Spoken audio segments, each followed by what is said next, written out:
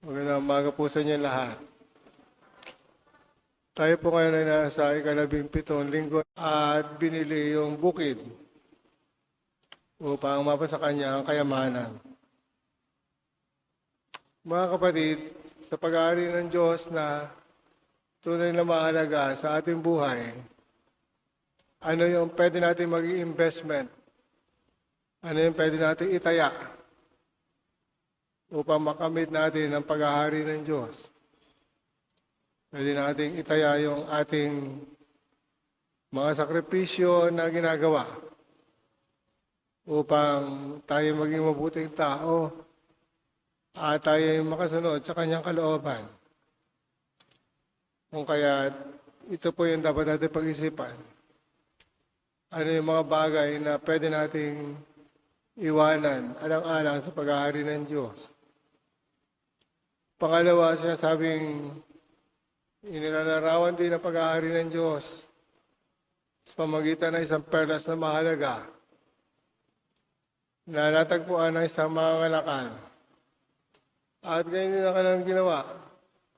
Umuwi siya, pinagbili yung kanyang ari-arian at binili yung perlas na mahalaga.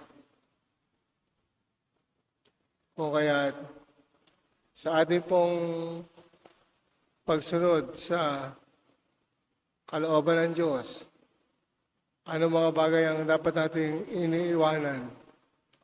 Ano yung mga bagay na dapat nating itinataya kung makamit natin ang kanyang pag-ahari? At sa pangatlong pagkakataon, nilalagay ang pag-ahari ng Diyos ay tulad ng isang malaking lambat na iniahagis at nakakahuli ng maraming mga isda.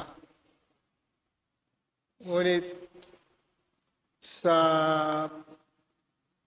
pagkakahuli ng maraming isda, hindi lahat ay pwedeng kainin. Hindi bagkos yung mga mabubuti lamang at may kwenta ang mapapakinabangan. Ngunit yung mga hindi magagandang isda ay tinatapon sa pugon. Mga kapatid, paano natin makikita ang pag-ahari ng Diyos sa ating buhay?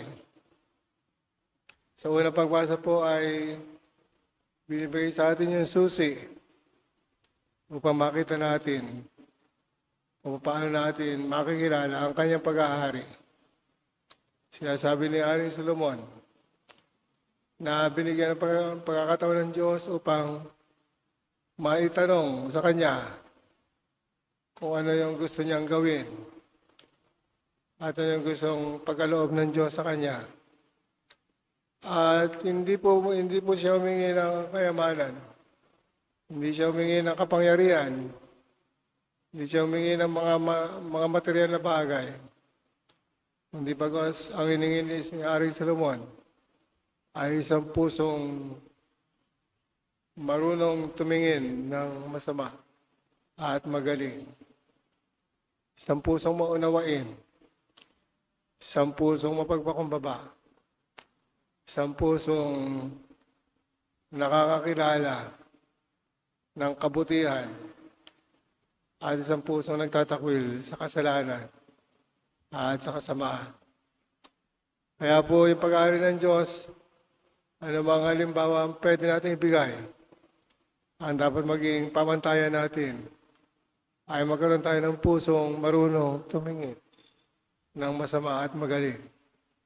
Nang sa gayon, makilala natin ang kanyang pag-ahari at maisabuhay natin at makarin tayo sa buhay na walang hanggan ay sa isang pusong sanay kumilala ng masama sa mabuti.